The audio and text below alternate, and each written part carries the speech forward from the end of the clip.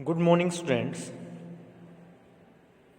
हम पढ़ रहे थे अध्याय 3 भारत में राष्ट्रवाद का उदय, जिसके अंतर्गत मैं आपको असहयोग आंदोलन और सविनय अवज्ञा आंदोलन के विषय में बता चुका हूँ। आज हम पढ़ने जा रहे हैं कि इस सिविल नाफरमानी या सविनय अवज्ञा आंदोलन को लोगों ने कैसे लिया, उनके लिए उसका अर्थ क्या था, अपने किन उद्देश्यों को पूरा करने के लिए लोग इस आंदोलन में शामिल हुए।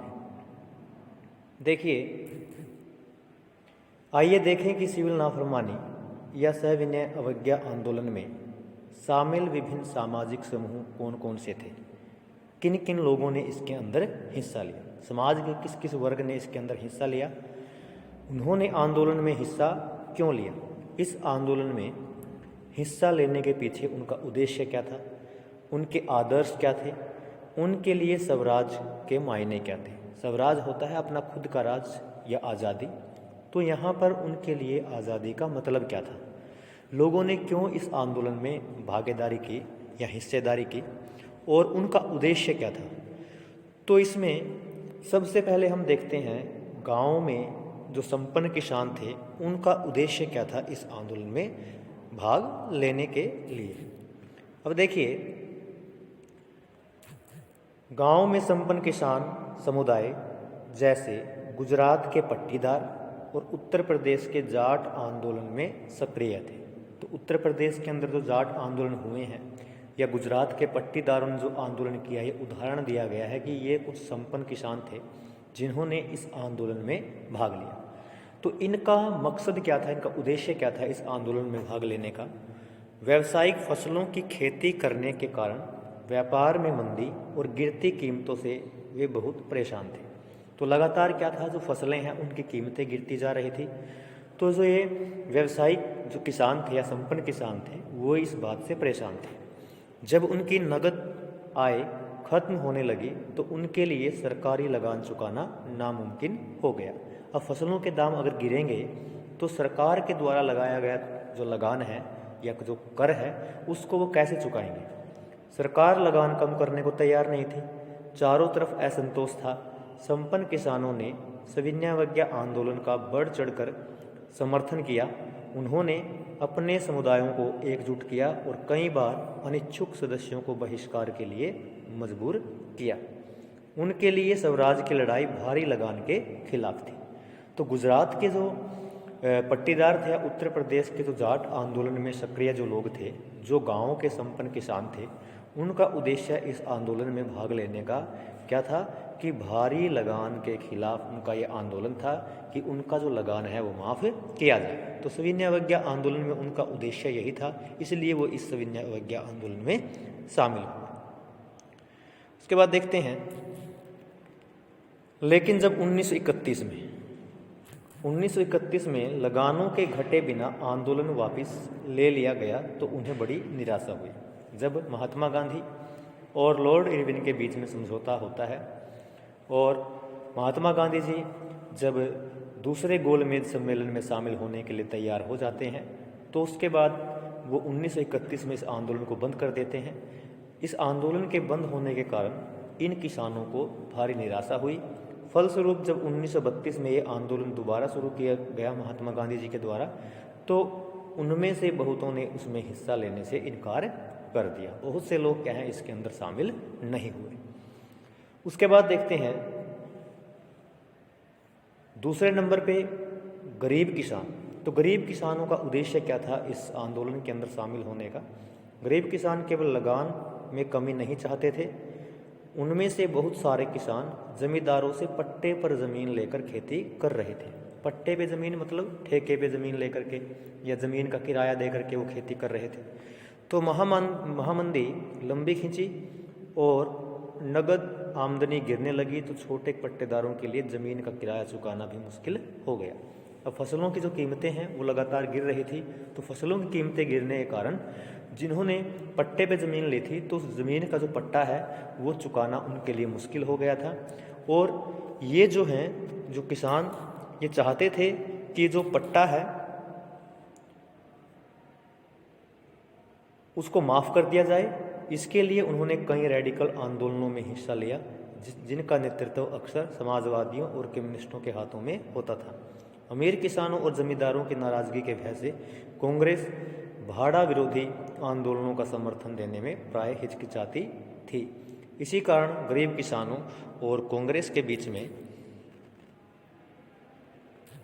संबंध अनिश्चित बने रहे। तो कहने का मतलब क्या है कि गरीब किसानों ने इस आंदोलन में हिस्सा लिया इसके लिए, अपना पट्टा माफ़ करवाने के लिए, लेकिन जो कांग्रेस है वो गरीब किसानों का समर्थन करने में हिचकिचाती रही। अगर वो गरीब किसानों का समर्थन करती तो जो बड़े जो किसान थे, जो उनको ज़मीन पट्टे पे देते थे, जो संपन्न किसान थे, तो उनका समर्थन कांग्रेस खो देती। तो जो कांग्रेस थी वो बड़े और संपन्न किसानों का जो समर्थन है वो खोना नहीं चाहती थी। इसलिए कांग्रेस इन छोटे किसानों के आंदोलनों को जो समर्थन है वो खुले रूप में नहीं दे सकी। इसके बाद आगे बढ़ते हैं कि तीसरा जो वर्ग था वो था व्यवसायी वर्ग या व्यापारी वर्ग। व्यवसायी वर्ग की क्या स्थिति थी? उन्होंने सविनय आंदोलन के बारे में उनका क्या रूप अपनाया? उन्होंने पहले विश्व युद्ध के दौरान भारतीय व्यापारियों और उद्योगपतियों ने भारी मुनाफा कमाया था, क्योंकि जब पहला विश्व युद्ध हुआ तो उस दौरान जो ब्रिटेन के जो उद्योग थे वहाँ पर युद्ध से संबंधित सामान है वही बन रहा था। तो भारतीय जो उद्योग थे उनको मौका मिला अपना विकास करने का और उन्होंने भरपूर विकास किया और भरपूर मुनाफा कमाया और वे काफ़ी ताकतवर हो चुके थे। अपने कारोबार को फैलाने के लिए उन्होंने ऐसी औपनिवेशिक नीतियों का विरोध किया जिनके कारण उनकी व्यावसायिक गतिविधियों में रुकावट आती थी। तो उन औपनिवेशिक नीतियों या उन अंग्रेज़ों की उन नीतियों का उन्होंने विरोध किया जिनके कारण उनके व्यापार के अंदर क्या है, रुकावट आ रही थी। वो क्या चाहते थे? वे विदेशी वस्तुओं के आयात से सुरक्षा चाहते थे कि विदेशी वस्तुएं भारत के अंदर ना आ सकें, ताकि भारतीय उद्योगों को और विकास करने का मौका मिल सके। और रुपया स्टर्लिंग विदेशी विनिमय अनुपात में बदलाव चाहते थे जिससे आयात में कमी आ जाए, ताकि जो विदेशी सामान है वो भारत के अंदर ना आ सके और भारतीय जो उद्योग हैं उनको मौका मिले अपने आप को उठाने का या अपना विकास करने का। व्यावसायिक हितों को संगठित करने के लिए उन्होंने 1920 में भारतीय औद्योगिक एवं व्यावसायिक कांग्रेस यानी Indian industrial and commercial Congress का निर्माण भी किया और 1927 में भारतीय वाणिज्य एवं उद्योग परिसंघ यानी federation of Indian chamber of commerce and industries, इसको फिक्की भी कहते हैं, का गठन किया। तो ये कुछ संस्थाएं हैं जिनका निर्माण किया भारत के व्यापारियों ने। और पुरुषोत्तम दास ठाकुरदास और जी.डी. बिड़ला जैसे जाने माने उद्योगपतियों के नेतृत्व में उद्योगपतियों ने भारतीय अर्थव्यवस्था पर जो औपनिवेशिक नियंत्रण का विरोध किया, अंग्रेज़ों का विरोध किया और पहले सिविल नाफरमानी आंदोलन का समर्थन किया। उन्होंने आंदोलन को आर्थिक सहायता दी, क्योंकि उन्होंने जो आंदोलन है, आंदोलन जब चलता है तो उसके अंदर बहुत अधिक मात्रा में धन की आवश्यकता होती है, तो उन्होंने धन है वो उपलब्ध करवाया और आयातित वस्तुओं को खरीदने या बेचने से इनकार कर दिया।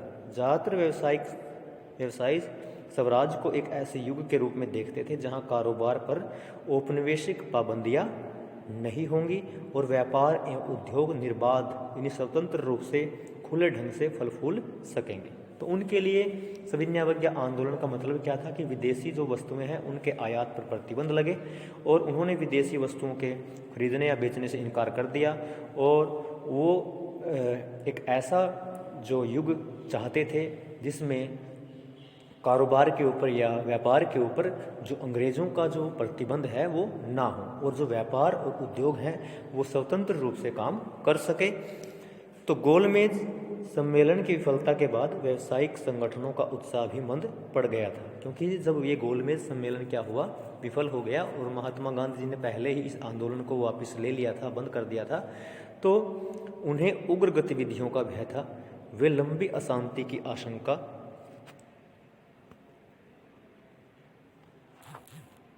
और कांग्रेस के युवा सदस्यों में समाजवाद के बढ़ते प्रभाव से डरे हुए थे। अब समाजवाद क्या होता है? अब देखिए, विश्व के अंदर 3 प्रकार की अर्थव्यवस्थाएं पाई जाती है, एक समाजवाद, पूंजीवाद और मिश्रित अर्थव्यवस्था। समाजवाद क्या होता है कि ऐसी अर्थव्यवस्था या ऐसा देश जिसमें उत्पादन के सभी साधन सरकार के हाथ में होते हैं। और पूंजीवाद क्या होता है कि ऐसी अर्थव्यवस्था जिसमें उत्पादन के सभी साधन पूंजीपतियों के हाथ में होते हैं। तो इनको डर था। मिश्रित अर्थव्यवस्था क्या थी कि जिसमें उत्पादन के जो सभी साधन हैं वो पूंजीपतियों और सरकार दोनों के हाथ में होते हैं। तो इनको डर क्या था, कहीं देश के अंदर जो समाजवाद का प्रभाव ना बढ़ जाए, यानी उत्पादन के सभी साधन सरकार के अधिकार में ना हो जाएं।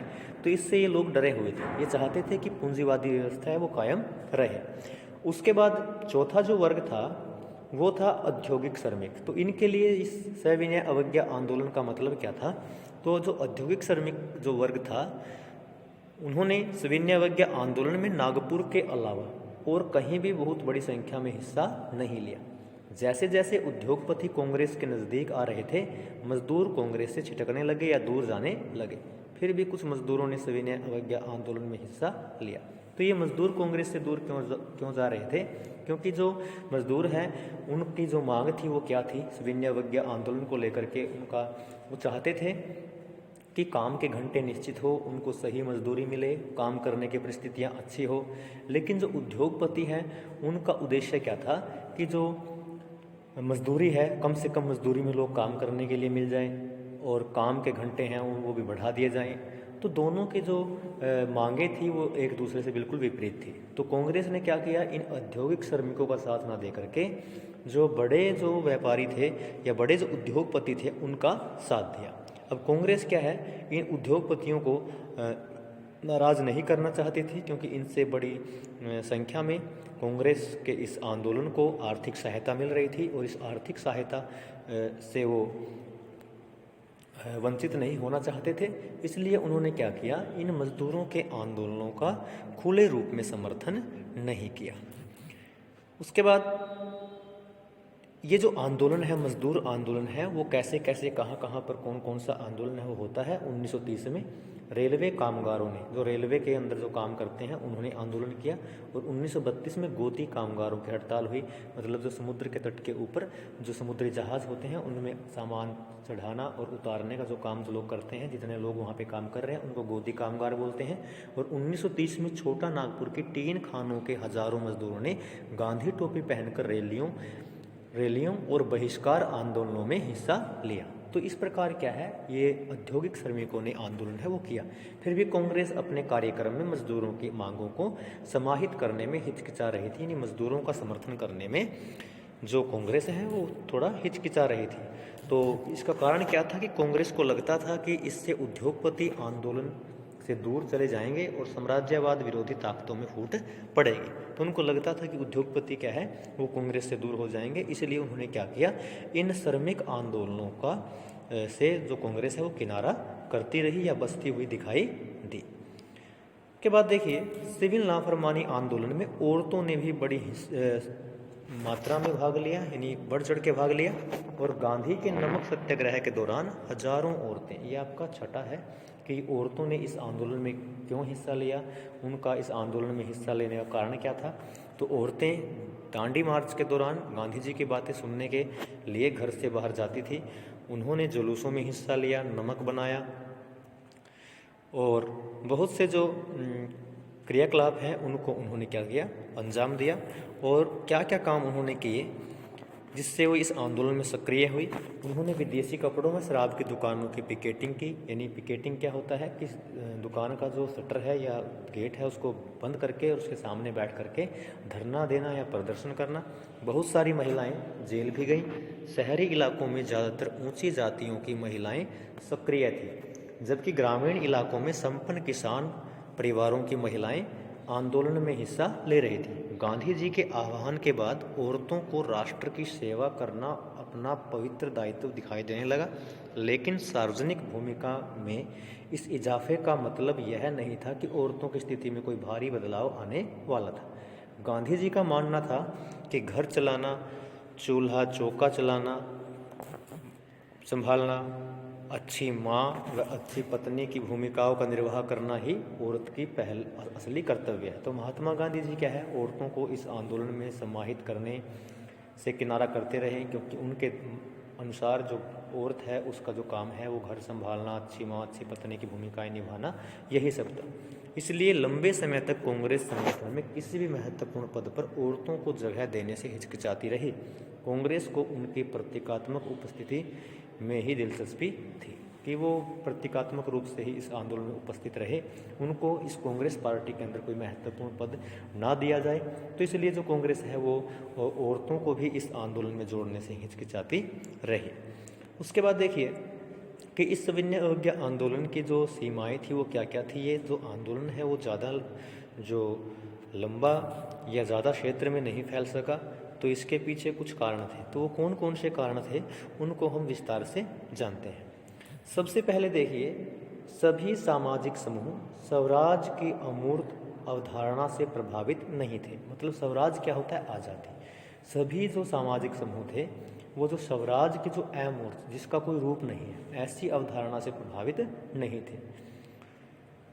ऐसा ही एक राष्ट्र, एक समूह राष्ट्र के अछूतों का था। तो अछूत ऐसे लोग थे जिनके अंदर क्या था, जो स्वराज की जो भावना है उससे वो ओतप्रोत नहीं थे या उससे प्रभावित नहीं थे। तो इसके पीछे एक लंबा कारण था।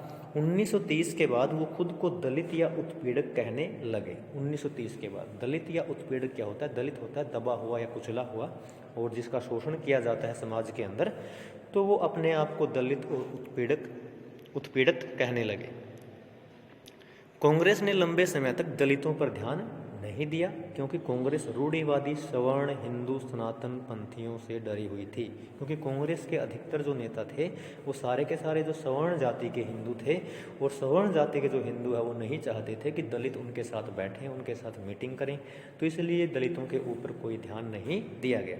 लेकिन महात्मा गांधी ने ऐलान किया कि अस्पृश्यता, जिसको छुआछूत बोलते हैं, को खत्म किए बिना 100 साल तक भी स्वराज की स्थापना नहीं की जा सकती। तो महात्मा गांधी जी इस बात से सहमत थे कि बिना अछूतों को या बिना जो ये जिनके साथ छुआछूत किया जाता है समाज के अंदर, जो ऐसे वर्ग हैं, तो बिना उनके स्वराज यानी आज़ादी का जो ये विचार है, अमूर्त विचार है, इसको क्या है, इस सपने को पूरा नहीं किया जा सकता।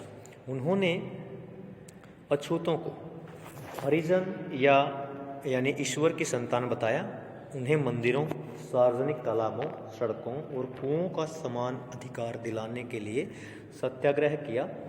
मैला ढोने वालों के काम को प्रतिष्ठा या सम्मान दिलाने के लिए वे खुद शौचालय साफ करने लगे। तो उन्होंने ये कदम उठाए इन अछूतों के उत्थान के लिए। उन्होंने ऊंची जातियों का आह्वान किया कि वे अपना हृदय परिवर्तित करें और अस्पृश्यता के पाप को छोड़ें। लेकिन बहुत सारे दलित नेता अपने समुदाय की समस्याओं को अलग राजनीतिक हल ढूंढना चाहते थे। महात्मा गांधी जी ने लोगों से आह्वान किया, और ये महात्मा गांधी जी के द्वारा किए गए कार्य थे जो उन्होंने दलितों के लिए किए। लेकिन जो दलित समुदाय के जो नेता थे वो अपने लिए एक अलग राजनीतिक जो हल है वो ढूंढना चाहते थे। उनका मानना था कि जब तक दलित जो लोग हैं वो राजनीति में नहीं आएंगे, या जब तक वो राजनीति में उनकी साझेदारी नहीं होगी, तब तक क्या है, दलितों का उद्धार नहीं हो सकता और उनके जो कष्ट हैं वो कम नहीं हो सकते। वे खुद को संगठित करने लगे। जो दलित हैं वो खुद को संगठित करने लगे। उन्होंने शिक्षा संस्थानों में आरक्षण के लिए आवाज़ उठाई कि हमें स्कूल कॉलेज के अंदर क्या है, आरक्षण है वो दिया जाए, और अलग निर्वाचन क्षेत्रों की बात कही ताकि वहाँ से विधायी परिषदों के लिए केवल दलितों को ही चुनकर भेजा जाए। अलग निर्वाचन क्षेत्र क्या होता है कि कोई ऐसा क्षेत्र है वो जहाँ पे चुनाव होना है उसको निर्धारित किया जाए कि जहाँ से केवल क्या है, दलित लोग ही चुनाव लड़ सकें। उनका मानना था कि उनकी सामाजिक अपंगता केवल राजनीतिक सशक्तिकरण से ही दूर हो सकती है। जब तक वो अपने आप को राजनीति में नहीं लेकर के आएंगे तब तक उनका जो सामाजिक जो ये पिछड़ापन था वो खत्म नहीं हो सकता। इसलिए सविनय अवज्ञा आंदोलन में दलितों की हिस्सेदारी काफ़ी सीमित थी। तो सविनय अवज्ञा आंदोलन में इसलिए दलितों ने क्या किया, बढ़ चढ़ के भाग नहीं लिया। केवल महाराष्ट्र और नागपुर में यह बात खास तौर से दिखाई देती थी जहां उनके संगठन काफ़ी मजबूत थे। तो वहां पर लोगों ने क्या किया, बढ़ चढ़ के इस आंदोलन के अंदर जो पार्टिसिपेट है वो नहीं किया। उसके बाद देखिए डॉक्टर भीमराव अंबेडकर जो दलितों के नेता है वो बन करके उभरे। उन्होंने दलितों के लिए क्या किया, डॉक्टर भीमराव अंबेडकर ने 1930 में दलितों को दलित वर्ग एसोसिएशन, इसको याद करेंगे, दलित वर्ग एसोसिएशन में संगठित किया, एक संगठन बनाया जिसका नाम था दलित वर्ग एसोसिएशन। और दलितों के लिए अलग निर्वाचन क्षेत्रों के सवाल पर दूसरे गोलमेज सम्मेलन में महात्मा गांधी के साथ उनका काफ़ी विवाद हुआ। वो चाहते थे कि दलितों को अलग अलग निर्वाचन क्षेत्र हैं वो दिए जाएं जहाँ से केवल दलित चुनाव लड़ सकें, लेकिन महात्मा गांधी जी क्या है इस बात को मानने को तैयार नहीं थे। जब ब्रिटिश सरकार ने अंबेडकर की मांग मान ली, जब ब्रिटिश सरकार जो थी उसने अंबेडकर की बात को मान लिया कि ठीक है आपको अलग निर्वाचन क्षेत्र है वो दे देंगे, चुनाव लड़ने के लिए अलग से क्षेत्र दे देंगे, तो महात्मा गांधी जी आमरण अनशन पर बैठ गए। आमरण अनशन होता है कि जब तक प्राण न त्याग दिए जाए तब तक क्या है अन्न और जल ग्रहण नहीं करना है। उनका मत था कि दलितों के लिए अलग निर्वाचन क्षेत्रों की व्यवस्था से समाज में उनके एकीकरण की प्रक्रिया धीमी पड़ जाएगी। उनका मानना था कि अगर दलितों को आरक्षण दे दिया गया तो इससे क्या होगा कि समाज के अंदर क्या है जो समाज के एकीकरण की जो प्रक्रिया है वो धीमी हो जाएगी, समाज के अंदर जातिगत जो दंगे हैं वो होने की संभावना बढ़ जाएगी। आखिरकार अंबेडकर ने गांधी जी की राय मान ली और सितंबर 1932 में, याद करेंगे, पूना पैक्ट पर समझौते कर दिया, हस्ताक्षर कर दिया। तो महात्मा गांधी और डॉक्टर भीमराव अंबेडकर के बीच में एक समझौता होता है 1932 में जिसको पूना पैक्ट के नाम से जाना जाता है। तो इसमें जो अंबेडकर जी हैं वो महात्मा गांधी जी की बात को मानने के लिए तैयार हो जाते हैं और इससे दलित वर्गों, जिन्हें बाद में अनुसूचित जाति के नाम से जाना गया, को प्रांतीय एवं केंद्रीय विधायी परिषदों में आरक्षित सीटें मिल गई। उनको अलग निर्वाचन क्षेत्र नहीं मिला लेकिन उनको क्या है कुछ आरक्षित सीटें हैं वो मिल गई। हालांकि उनके लिए मतदान सामान्य निर्वाचन क्षेत्रों में ही होता था। फिर भी दलित आंदोलन कांग्रेस के नेतृत्व में चल रहे राष्ट्रीय आंदोलन को शंका की दृष्टि से ही देखता रहा। तो इतना होने के बावजूद भी जो दलित हैं वो कांग्रेस से दूर ही दिखाई दिए, यानी कांग्रेस में उनकी आस्था है वो नहीं थी। भारत के अब आता है तो अछूतों की बात थी कि अछूत क्या है वो एक बहुत कम मात्रा में इस आंदोलन के साथ शामिल हुए। ये भी कारण था कि ये आंदोलन ज़्यादा नहीं फैल सका या इसका ज़्यादा विस्तार नहीं हो सका। भारत के कुछ मुस्लिम राजनीतिक संगठनों ने भी सविनयावज्ञा आंदोलन के प्रति कोई खास उत्साह नहीं दिखाया। तो मुस्लिम जो एक वर्ग था, एक समुदाय के लोग थे, तो उन्होंने भी अधिक उत्साह इस आंदोलन में नहीं दिखाया। तो इसके पीछे कई कारण थे। असहयोग खिलाफत आंदोलन के शांत पड़ जाने के बाद मुसलमानों का एक बहुत बड़ा तबका कांग्रेस से कटा हुआ महसूस करने लगा। जब असहयोग खिलाफत आंदोलन शुरू हुआ था 1921 में, तो उसके बाद जब ये चोरा चोरी जो हत्याकांड है उसके बाद जब ये बंद किया गया था, तो उसके बाद जब ये सविनयावज्ञा आंदोलन शुरू हुआ तो इसमें बहुत सारे जो मुसलमान हैं उन्होंने इसके अंदर भाग नहीं लिया। 1920 के दशक के मध्य से कांग्रेस हिंदू महासभा जैसे हिंदू धार्मिक राष्ट्रवादी संगठनों के काफ़ी करीब दिखने लगी थी। तो जो हिंदू महासभा जो हिंदुओं का एक संघ था, तो उसके काफ़ी करीब या उसके साथ जो संबंध है वो कांग्रेस के अच्छे हो गए थे। तो इससे जो मुस्लिम लोग हैं वो काफ़ी डरे हुए थे। जैसे जैसे हिंदू मुसलमानों के बीच संबंध खराब होते गए, दोनों समुदाय उग्र और धार्मिक जुलूस निकालने लगे। इससे कई शहरों में हिंदू मुस्लिम संप्रदाय के जो टकराव हैं वो हुए, तो इनके बीच में आपस में जो सांप्रदायिक जो दंगे हैं वो भी हुए। तो इसके कारण क्या हुआ, जो ये मुस्लिम समुदाय हैं वो लगातार क्या है हिंदुओं और मुसलमानों के बीच में जो एक फासला है वो बढ़ता चला गया। कांग्रेस और मुस्लिम लीग ने एक बार फिर गठबंधन का प्रयास किया, मतलब एक दूसरे को करीब लाने का प्रयास किया। और 1927 में ऐसा लगा भी कि अब एकता स्थापित हो जाएगी। सबसे महत्वपूर्ण मतभेद भावी विधानसभाओं में प्रतिनिधित्व के सवाल पे थे कि जो भावी विधानसभा होगी उसमें किसका कितना प्रतिशत जो प्रतिनिधित्व है वो होगा या कितनी हिस्सेदारी होगी, जो मुस्लिम जो लोग हैं वो उनकी संख्या कितनी होगी। तो मुस्लिम जो लीग थी, मुसलमानों की एक अलग से एक पार्टी थी, उसके नेताओं में एक व्यक्ति थे जिनका नाम था मोहम्मद अली जिन्ना। उनका कहना था कि अगर मुसलमानों को केंद्रीय सभा में आरक्षित सीटें दी जाएं और मुस्लिम बहुल प्रांतों यानी बंगाल और पंजाब जैसे कि में मुसलमानों को आबादी के अनुपात में प्रतिनिधित्व दिया जाए तो वे मुसलमानों के लिए पृथक निर्वाचिका की मांग को छोड़ने के लिए तैयार है। तो प्रतिनिधित्व के सवाल पर यह बहस मुबाहिसा चल रही थी कि 1928 में आयोजित किए गए एक सर्वदलीय सम्मेलन में हिंदू महासभा के एक M.R. जयकर ने इस समझौते के लिए किए जा रहे प्रयासों की खुलेआम निंदा शुरू कर दी, जिससे इस मुद्दे के समाधान की सारी संभावनाएं क्या हो गई, समाप्त हो गई। तो इस प्रकार क्या था कि जो मुसलमान हैं वो कांग्रेस से हमेशा हमेशा के लिए दूर हो गए।